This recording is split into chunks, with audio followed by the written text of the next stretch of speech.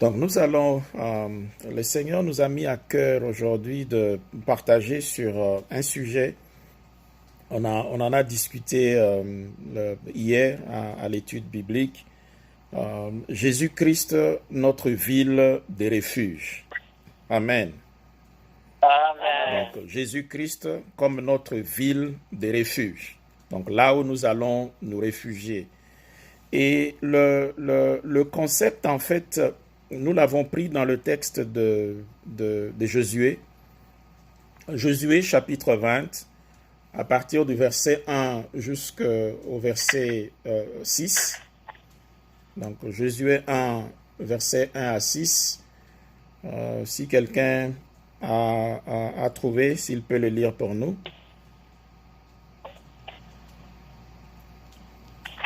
Josué, combien, papa? Josué chapitre 20, verset 1 à 6.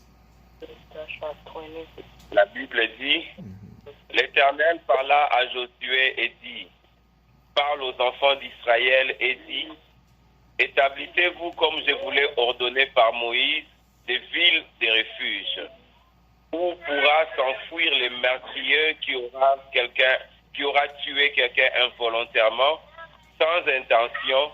Elles vous serviront de refuge contre les vengeurs du sang. Le meurtrier s'enfuira vers l'une de ces villes, s'arrêtera à l'entrée de la porte de la ville et exposera son cas aux anciens de cette ville.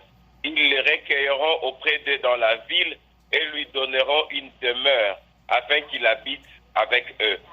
Si les vengeurs du sang le poursuivent, ils ne livreront point le meurtrier entre ses mains, car c'est sans le vouloir qu'il a tué son prochain et sans avoir été auparavant son ennemi. Il restera dans cette ville jusqu'à ce qu'il ait comparu devant l'assemblée pour être jugé, jusqu'à la mort du souverain sacrificateur, alors en fonction. À cette époque, le meurtrier s'en retournera et rentrera dans sa ville, dans sa maison, dans la ville d'où il s'était enfoui. Amen. Amen, amen. Merci beaucoup, pasteur Patrick. Lorsque vous lisez ce texte, la première chose étrange qui apparaît, c'est que comment Dieu lui-même va descendre pour ordonner que des villes particulières soient établies pour que des gens puissent se réfugier. Ici, Dieu ordonne que parmi les villes qui seront établies dans la terre promise, qu'il y en ait quelques-unes, 6 au total, qui ont été confiées à la gestion de Lévites. Et ces villes-là sont appelées des villes de refuge. Pour quelle raison? Pour que toute personne qui aura tué une autre personne sans en avoir eu l'intention peut courir ou s'enfuir vers ces villes-là. Et lorsqu'elles sont dans ces villes, même si on vient le chercher, et ici on parle du vengeur de sang, vient le chercher, on ne peut pas livrer ces personnes-là jusqu'à ce qu'elles soient jugées et que le sacrificateur qui était responsable de la ville soit mort. Amen. Amen. Donc, en fait, la question, ce serait, qu'est-ce que cela a à voir avec toi, avec moi? Nous ne sommes pas juifs, nous ne sommes pas à Canaan, c'est une vieille histoire. Mais en fait, lorsque vous lisez de près, le concept ici, c'est de quelqu'un qui est sous une certaine condamnation puisse trouver refuge auprès d'une personne ou auprès d'un endroit sans que cela ne lui cause de troubles. Et ceci est important parce que sur le plan spirituel, lorsque nous regardons notre propre expérience, l'expérience de la race humaine, ça commence avec le fait que tous nous avons péché. Et donc, parce que nous avons péché, la Bible dit que nous sommes privés de la gloire de Dieu. C'est ce que Paul dit. Et parce que nous avons péché, il y a une condamnation sur nos vies. Il y avait pour certains d'entre nous une condamnation, une ordonnance en fait qui nous condamnait. Et ça, c'est ce que Ésaïe dit dans Ésaïe 53, verset 5. Ésaïe 53, verset 5, la Bible dit mais il était blessé pour nos péchés, brisé pour nos iniquités. Le châtiment qui nous donne la paix est tombé sur lui et c'est par ses meurtrissures que nous sommes guéris. C'est surtout le fait qu'il y avait un châtiment qui nous était réservé, mais qui est tombé sur quelqu'un d'autre. Donc il y avait une condamnation. Donc de ce point de vue-là, il y a un parallélisme entre l'histoire de l'établissement de villes de refuge dans Josué et notre propre expérience personnelle. Et cette condamnation qui existe, ou qui existait pour certains d'entre nous, c'est une condamnation qui touche tous les aspects de nos vies. Ce n'est pas simplement la condamnation par rapport à la vie éternelle, mais c'est aussi la condamnation par rapport à notre santé, la condamnation par rapport à nos finances, à notre travail, la condamnation par rapport à nos familles, nos enfants, nos époux, la condamnation sur nos relations, en fait, tous les aspects de nos vies, pour certains d'entre nous, étaient sous cette condamnation-là. De ce point de vue-là, nous avions donc besoin d'un endroit pour nous réfugier. Amen. Amen. Et évidemment, parce qu'il y a une condamnation, comme dans le cas du texte de Josué qu'on venait de lire, il y a un vengeur. Ici, on parle d'un vengeur de sang, mais il y a un vengeur. En fait, il y a quelqu'un qui nous poursuit. Dans le texte de Malachie, le Seigneur dit qu'il y a même un dévoreur pour les finances. Donc, ça veut dire que à cause de la condamnation qui existe, il y a une sentence. Et pour ceux qui comme le pasteur Claude, sont familiers avec les questions juridiques, il y a quelqu'un qui doit appliquer la sentence. Et dans ce cas ici, c'est les vengeurs. C'est ainsi que, on continue à avoir des problèmes dans beaucoup d'aspects de nos vies. Et on a trouvé, humainement parlant, des moyens de refuge.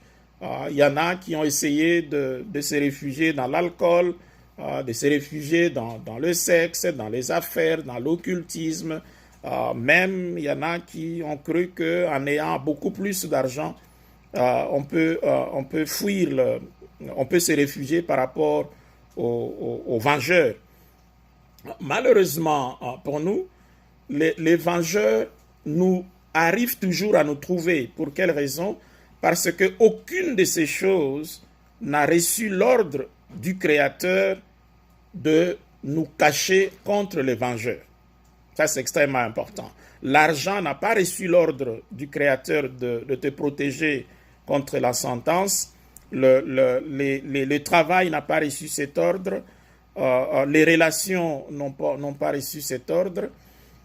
Et heureusement pour nous, il y a une promesse. Il y a une promesse de Dieu à travers la Bible. Lorsque vous lisez, il y a énormément de promesses de Dieu par rapport à cette protection-là dont nous avons besoin pour échapper aux vengeurs du sang ou c'est lui qui a été chargé d'exécuter la sentence contre nous. Et cette promesse, l'une de ces promesses, c'est évidemment le fameux Jean 3, 16, où la Bible dit « Dieu a tant aimé le monde qu'il a donné son Fils unique afin que quiconque croit en lui ne périsse point, mais qu'il ait la vie éternelle. » Amen.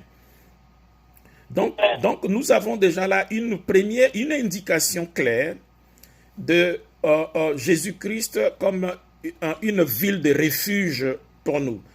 Donc, il y a une sentence de condamnation de mort, même condamnation de mort éternelle, mais Dieu dit, je désigne mon propre Fils pour que si tu cours vers lui, si tu vas te réfugier chez lui, cette sentence de mort ne s'appliquera pas sur toi, mais par contre, tu auras la vie éternelle. Amen.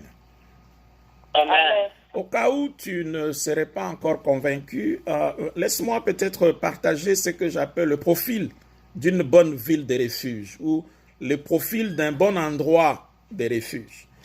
Une bonne ville de refuge ou une personne vers laquelle tu peux aller te réfugier, premièrement, doit être capable de te réconcilier avec Dieu.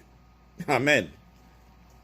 Amen. Parce que le problème de départ que nous avons, ce n'est pas des problèmes entre les hommes, ce n'est pas le problème avec le diable ou avec les démons ou avec quoi que ce soit. Le problème de départ que nous avons, pour lequel nous avons besoin d'une solution, c'est que nous n'étions pas en bon ordre avec le Père, avec Dieu, avec le Créateur. Et ça, c'est un problème extrêmement important parce que lorsque tu n'es pas en bon terme avec le Créateur des cieux et de la terre, bien-aimé, tu ne peux pas être en bon terme avec qui que ce soit ou avec quoi que ce soit. Amen. Amen. Parce que tout ce qui existe par lui. C'est sa création et la création de Dieu répond à Dieu. Et donc, si tu es en bon terme avec un individu et que tu n'es pas en bon terme avec Dieu, Dieu peut mettre dans le cœur de cet individu des pensées de telle sorte que tu ne seras pas en bon terme avec cet individu. La création, la nature elle-même écoute la voix de Dieu. On connaît l'épisode de disciples qui étaient avec le Seigneur dans cette barque lorsque la tempête s'est levée. Il s'est réveillé et il a menacé la tempête. La tempête a écouté la voix du Seigneur. Et donc, lorsque tu n'es pas en bon terme avec Dieu, tu ne peux pas être en bon terme avec qui que ce soit.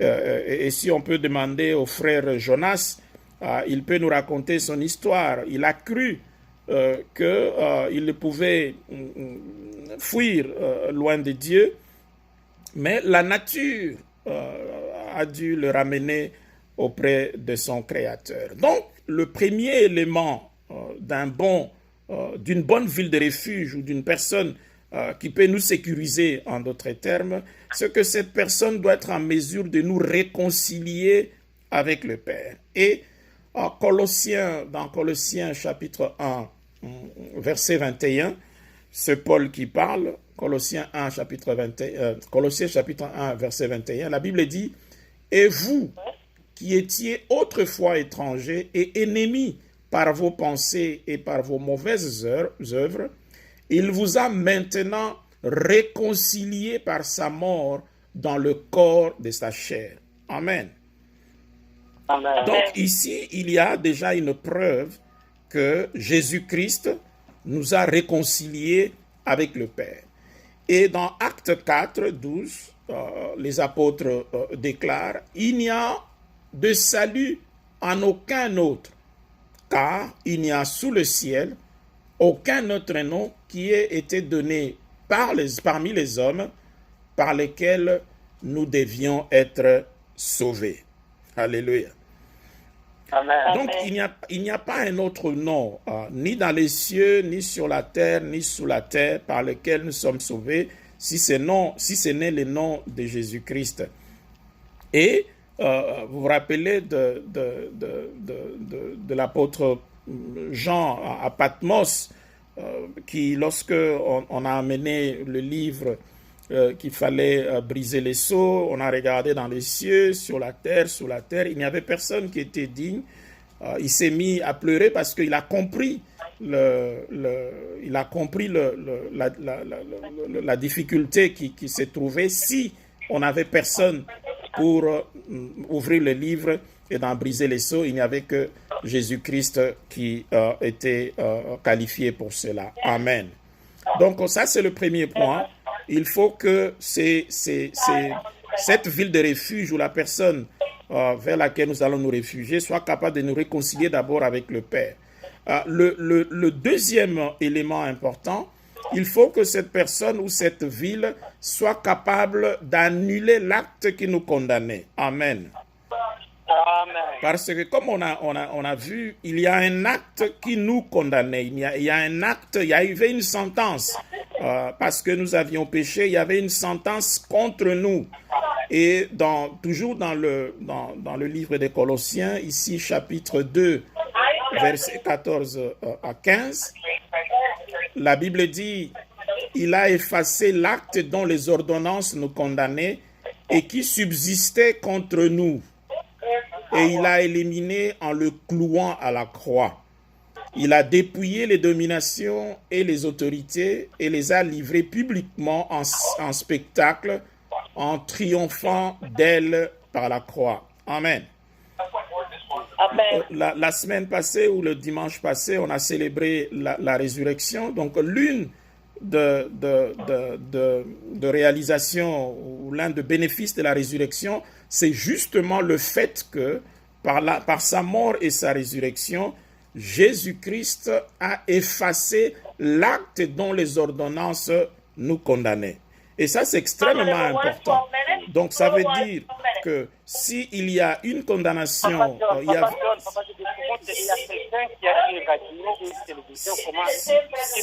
il y avait une condamnation sur ta vie, cette condamnation-là a été écrite quelque part. Et par le fait de sa mort et sa résurrection, Jésus-Christ a effacé tout ce qui est écrit. Donc, en fait, on reprend à zéro. Lorsque tu te réfugies auprès de Jésus-Christ, tu reprends à zéro. Et la Bible dit que lorsque nous acceptons le Seigneur, nous devenons une nouvelle créature et tout ce qui est passé est passé. Amen. Amen. Le troisième élément de...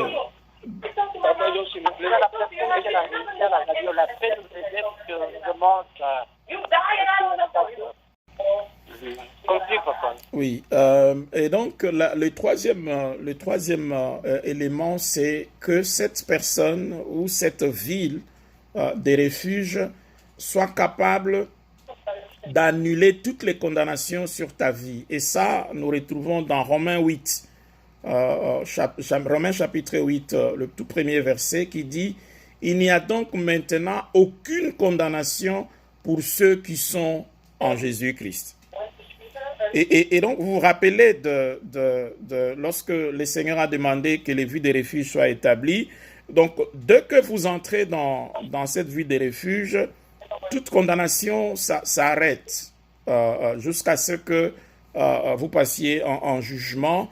Et même que le souverain sacrificateur qui gérait cette ville-là soit mort. Donc, c'est important que l'on puisse se réfugier auprès d'une ville ou d'une personne qui a l'autorité d'annuler toute condamnation contre nous.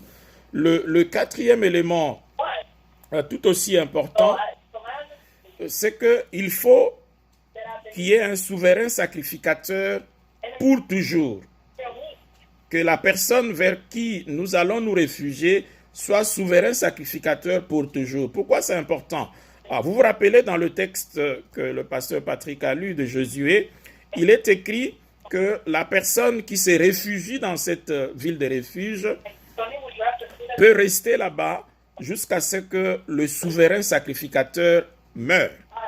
Et lorsque le souverain sacrificateur meurt, cette personne-là doit être renvoyée dans sa ville d'où elle était venue. Il y a là un danger, parce que lorsque tu es renvoyé, et si le vengeur de sang continue à te poursuivre, donc tu risques toujours la condamnation à cause du fait que tu es sorti du périmètre de cette ville de refuge. Mais lorsque tu as affaire à un souverain sacrificateur qui vit pour toujours, à ce moment-là, tu es assuré de rester en vie pour toujours.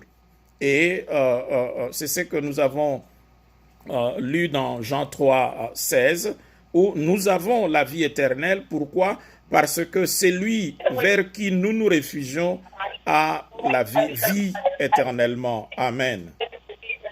Amen. Le dernier élément de ce profil d'une bonne ville de refuge, c'est... Non, mais c'est quelle est la différence là? Ça nous dérange. Est-ce que tu dis là que ça ne fait pas tout grâce because we need the Lord.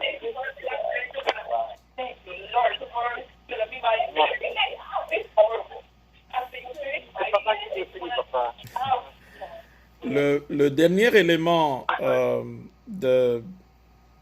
le dernier élément par rapport à ce profil de la bonne ville de refuge, ben, ça doit être une personne ou une ville capable de te défendre lors du jugement. Parce que, comme on a lu dans le texte de Josué, c'est vrai que lorsque tu arrives dans la ville de refuge, tu vas y rester, mais tu vas y rester pour attendre le jugement.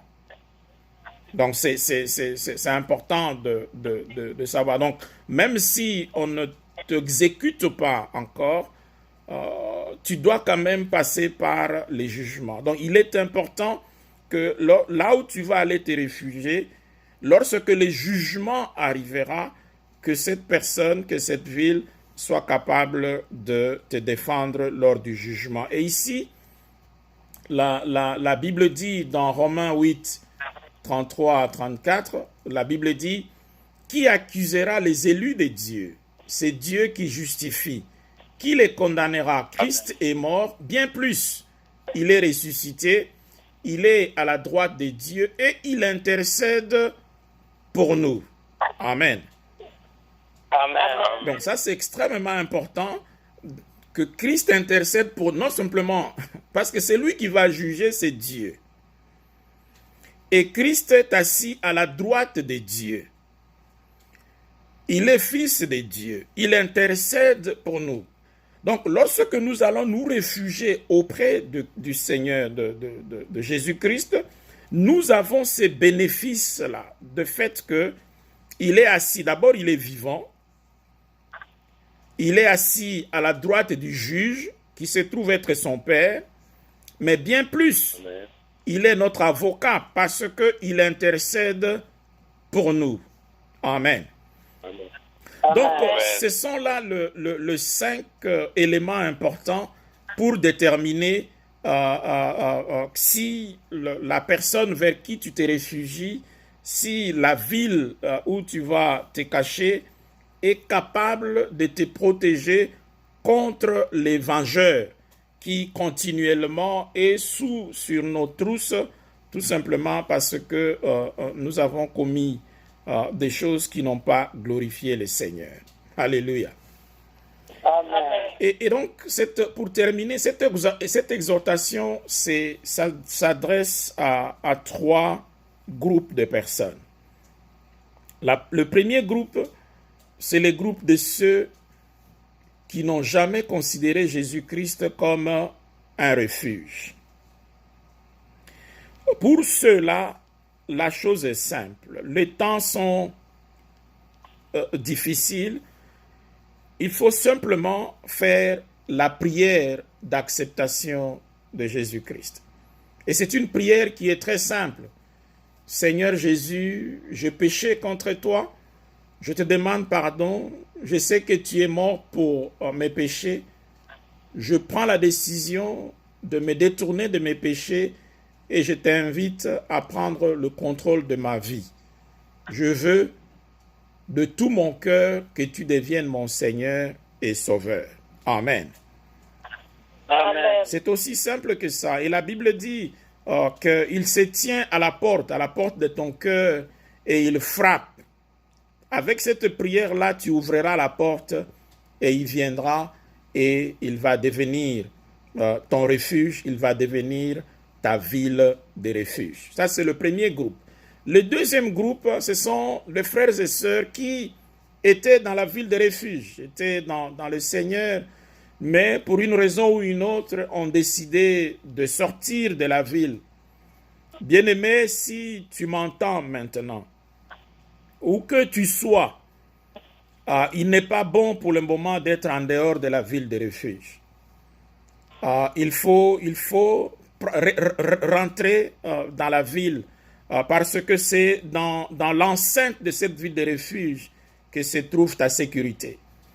Fais comme l'enfant prodigue, ne t'inquiète pas de ce que tu as fait, comment tu t'es éloigné du Seigneur, mais prends ce temps ici, où tu es certainement en confinement comme tout le monde. Prends ce temps et reviens dans la ville. Le Seigneur est toujours disposé à te recueillir parce qu'il est mort à la croix pour toi aussi.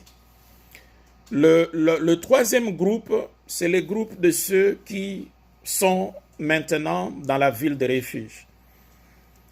Pour ceux-là, bien-aimés, alors que nous sommes dans cette situation de confinement, sachons que Jésus-Christ est avec nous, parce que nous sommes allés nous réfugier auprès de lui.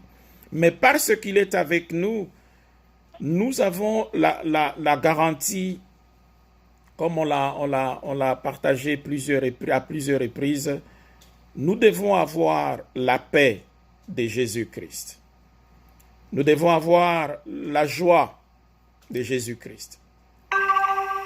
Nous devons avoir la puissance de Jésus-Christ, l'onction pour nous qualifier par rapport non simplement à ce temps que nous vivons maintenant, mais l'onction pour nous qualifier par rapport à ce qui arrive. Et donc, quel que soit le groupe dans lequel tu es par rapport à cette exhortation, nous prions que tu prennes un temps pour parler à ton Dieu, afin que la sécurité te soit assurée et que tu sois garanti de rester dans cette enceinte de sécurité qui s'appelle Jésus-Christ, notre ville de refuge. Que le Seigneur nous bénisse. Amen. Amen. Amen.